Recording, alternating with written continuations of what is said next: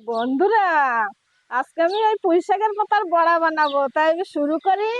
পাতা কটা আমি ছোট ছোট করে কাটিয়ে নেব।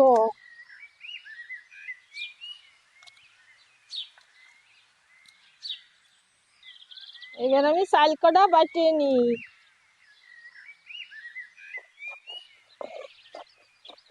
এই দাও বন্ধুরা, চাল বাটিছি দরদরা করে। এরকম করে বাটলি বড়া কটা ভালো মচমচে হয়। শাকের মধ্যে তুলে নেব আমি। এই যে এই কটা রসুন দিছি, এই কটা আমি বেটে নেবো, ওর সাথে ঝাল কটাও বেটে নেবো। এবার আমি বাটি ঝাল আর রসুন আমি আদা বাটা করে নিছি, এবার আমি এর সাথে দিয়ে দেবো। 1 চামচ লবণ দিয়ে দেবো, 1 চামচ হলদি দিয়ে দিলাম। ভালো করে মাখাই নেব।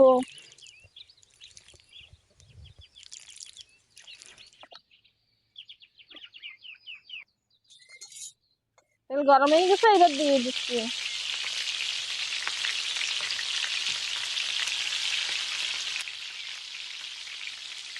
এবার ধীরে জাল দিয়ে আমি ঢালিয়ে দেবো।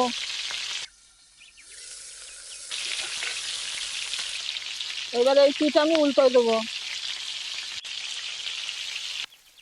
এই দাও বন্ধুরা, লাল লাল হয়ে গেছে, এবার আমি উঠাই নেব।